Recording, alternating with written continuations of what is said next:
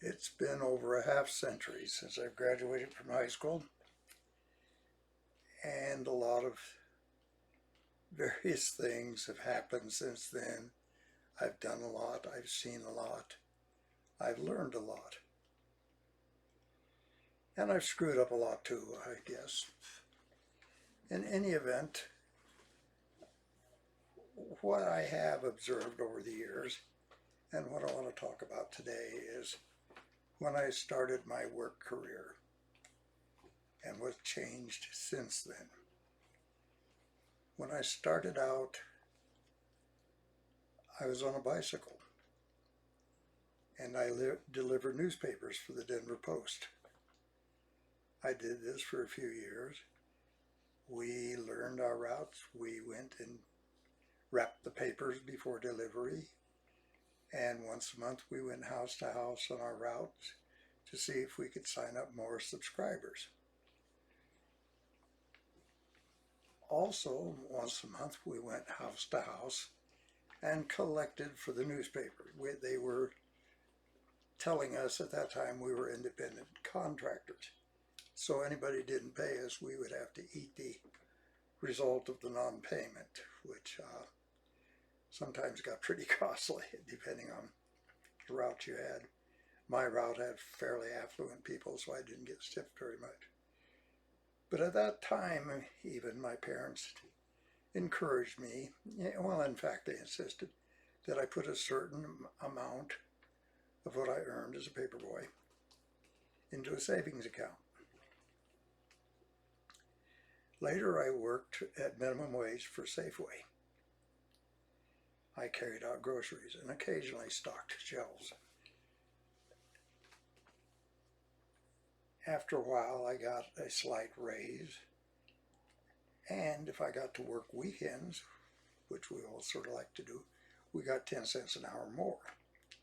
So at 75 cents an hour on the base wage, if I worked on a weekend, I got 85 cents an hour. So for an 8-hour day, that was 80 whole cents, which was quite a bit.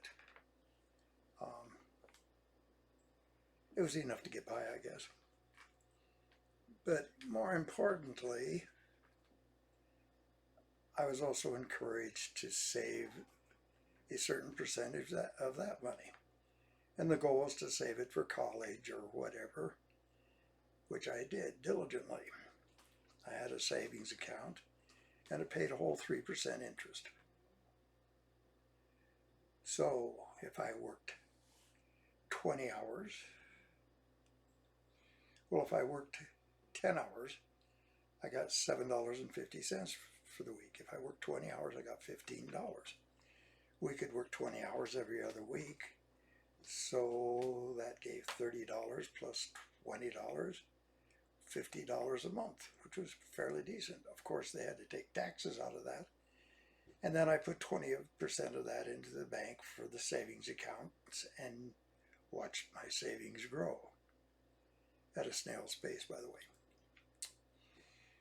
So at the end, by the time I graduated from high school, I was able to buy a car, I was able to pay for gas, I was able to pay for my insurance and still had some savings left, which I paid a whole year tuition at University of Colorado. It wasn't very expensive back then, but it was still something. I also had enough in savings with other things that I had to allow me to attend barber school for 6 months, or actually 7 months, so that I could make a fairly decent living as a barber and go to school as long as I want and didn't have to worry about how I was going to pay for it. Fortunately, I got married about then and I didn't have to worry about that anyway, but I still kept cutting hair. And my experience there was great because I got to meet people, I got to learn to talk to people, to converse with people, learn to be sociable. And a third of my clientele were professors at the University of Colorado, which was like having a seminar every day with various topics, and it whetted my curiosity. So, as far as I'm concerned, that was probably one of the best preparations to be a lawyer that I could have got. It's much better than being a bartender. And people don't realize this, but when you got somebody sitting in a barber chair, you've got a captive audience for 20 minutes to half an hour. In any event, when I was in high school,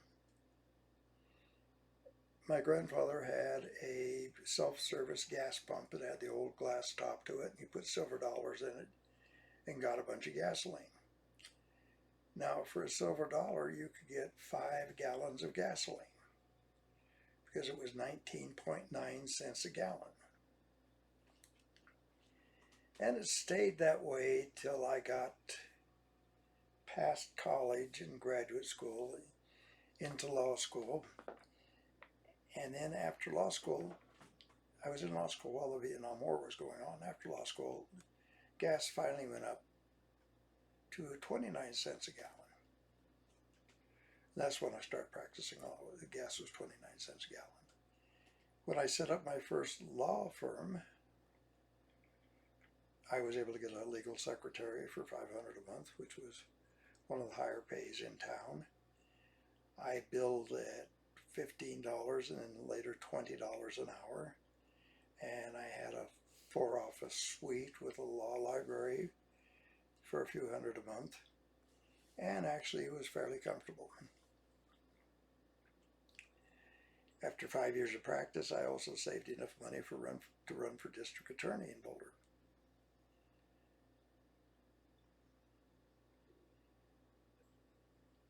After the Vietnam War, though, I was practicing with some lawyers in Denver. Most of them were older than I. Most of them had achieved or attained political office of one sort or another. One had been lieutenant governor and then also third in command in the federal government for Bureau of Indian Affairs. Another one had been an assistant district attorney under Burt Keating in Denver. A third one was a public utilities commissioner. The fourth one was an assistant city attorney. A fifth one was the attorney for the Crusade for Justice, Corky Gonzalez. The sixth one had been a deputy DA and had a very active domestic practice.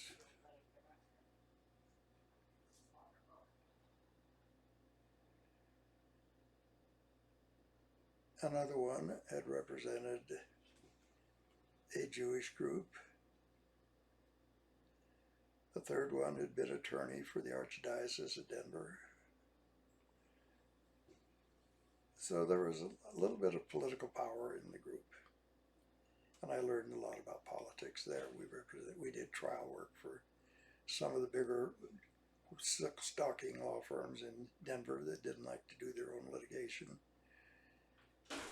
And some PUC work and lobbying and a few things like that. But as things progressed, costs kept going up and up and up. Overhead kept going up and up and up. Rent kept going up and up and up. And then there was all of a sudden a gas shortage. And I couldn't take a few cases out of town because I didn't know whether I could actually get enough gas to get there.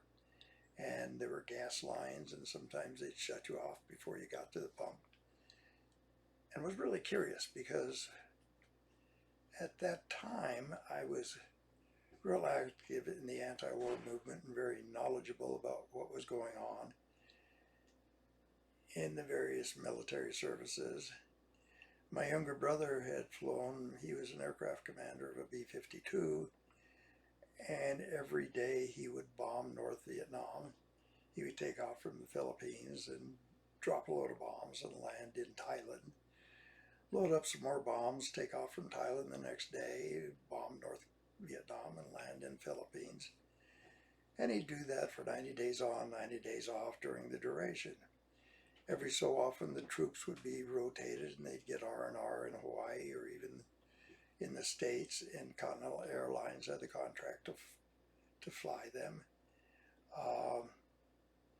The ground war was similar. Every morning they would load up on helicopters and fly out to a fire zone, and then at 5 o'clock the helicopters would come and pick up the soldiers and take them back to base camp. So a lot of gas was being used. Now the commuting by the soldiers wasn't every day, but it was quite often. Later, my younger brother joined a search and rescue group based out of Thailand, and I was the 20th Air Search and Rescue Group. And some of them are known as ponies, some of them are knives, but they were essentially a clandestine group also, an insertion group and search and rescue group. And they flew Jolly Green Giants and later Super Jolly Greens. But they burned up a lot of fuel too. Now all of a sudden, we have a gas shortage. The war's ended. We don't use all those planes to commute. We don't use all the planes to shuttle people around. We don't use all the planes with all the fuel to bomb the shit out of somebody. But we've got a gas shortage. Another thing happened then was that the Arabs formed OPEC, the petroleum exported countries. And the price of oil went up substantially per barrel. And the Arabs increased their cut from 1/8 to 3/8 of a barrel for all the production. That was one of the things that happened, that oil went up. And the price of oil went up at the pump, no, at the wellhead. So I guess the large-scale oil corporations decided they should mark theirs up, and they did it proportionally and not in the matter of cost. So all of a sudden, if you had a 10% price increase at the wellhead, it was, say, a 10% increase, you had a 10% increase at the pump. Now, how that translated to that big of an increase at the pump was beyond me, but nobody was really paying much attention because there was still plenty of gas until the gas shortage. But I couldn't help at that time but think things were manipulated.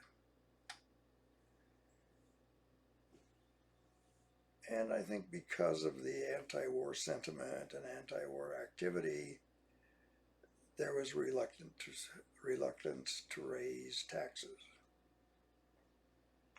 Thirdly, evidence of corruption during the Vietnam War started to pop up.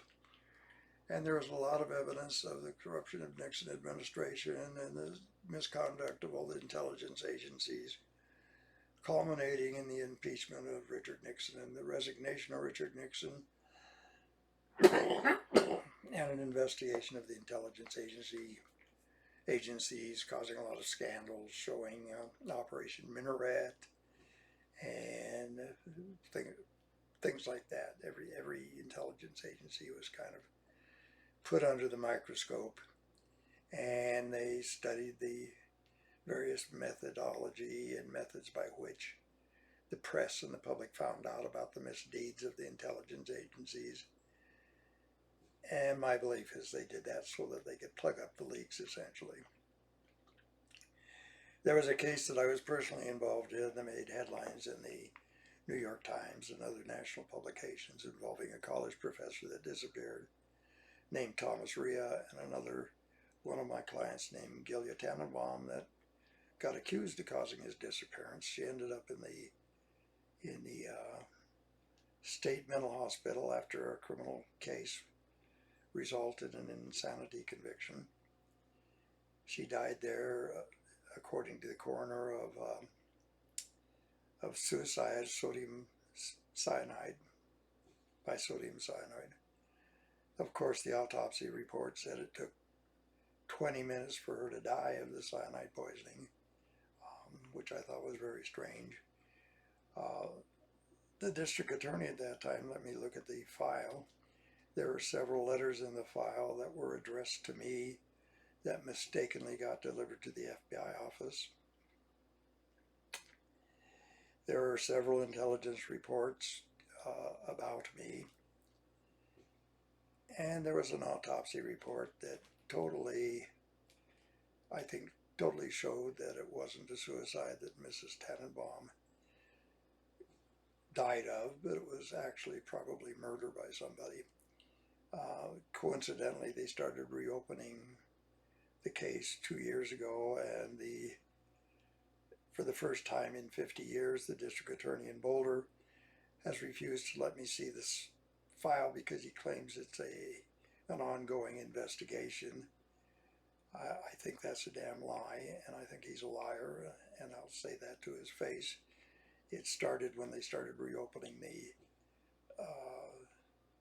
investigation, not to really know what happened during that case, but they were going to make a TV or Netflix movie about the case, and I think there's a lot of people got nervous, and they wanted to put the lid on it to make sure nobody could look at the files, and that's what they did. It's even more serious because, according to various reporters, one Washington Post reporter named David Wise, who claimed that case caused the breach of liaison between J. Edgar Hoover of the FBI and Richard Helms of the CIA, and caused the destruction of the Nixon administration. It was during the Nixon administration that gas prices kept going up and up and up. And it occurred to me that one of the best ways to pay for unpopular activities of governments and to hide corruption is by inflation. So now we've got lawyers charging between $300 to $500 per hour, whereas when I started up I charged $15 to $30 an hour. That's a big increase. We've got gas going at $5 a gallon, where my grandfather sold it in 1960 for 19 cents a gallon. And we've got inflation. So I was thinking, what would happen if I had kept putting away money at the same rate that I did when I was carrying out groceries for Safeway? I'd be like most of the peasantry in this country. I would be living paycheck to paycheck, and I would be spending my savings for co-payment on insurance, co-payment for this, co-payment for that, emergency funding for unemployment, emergency funding for kids. And my savings over the years would have been robbed by inflation. The value of my labor would have gone up, but my buying power gone down because of inflation. Inflation would be the equivalent of death by 1,000 cuts under the Chinese system of punishment. So we don't have to raise taxes. All we've got to do is inflate. And then the propagandists can say, well, the reason you don't have any money is because of taxes. It's not because of the administration or because of the power elite, the corporate leaders, whatever.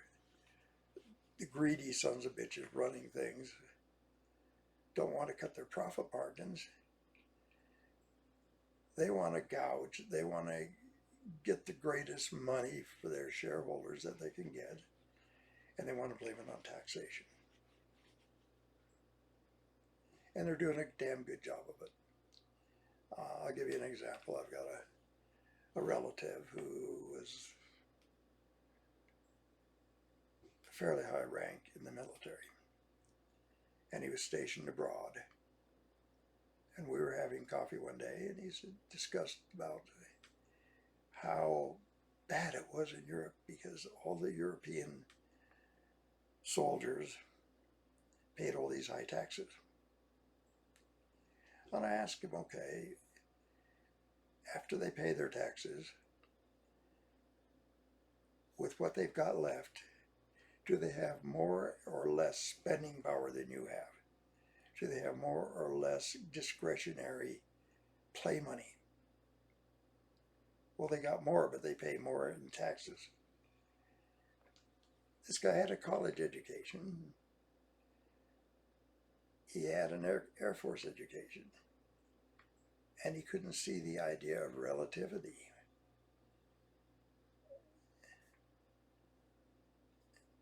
$20% of $100 leaves $80 spendable income. 40% of $300 leaves a lot more, or $500. So if they're making twice as much and the percentage of income is not twice as much, they have more disposable income. But he couldn't see that because we're brainwashed not to think in terms of proprietariness or proportion, but in terms of a percentage. And we're brainwashed by the propaganda machine in this country all the time. And everybody's looking at Wall Street, everybody's looking at the stock market and various other indicators that the propagandists can tell us or use to tell us that we're doing great. And it just covers up theft. They're stealing from us every day. They're stealing from us every which way they can. Right now we have a shortage of various consumer goods and raw materials. So prices go up. The raw materials might cost a manufacturer 1%. Well, they raise the total cost of a product 1%.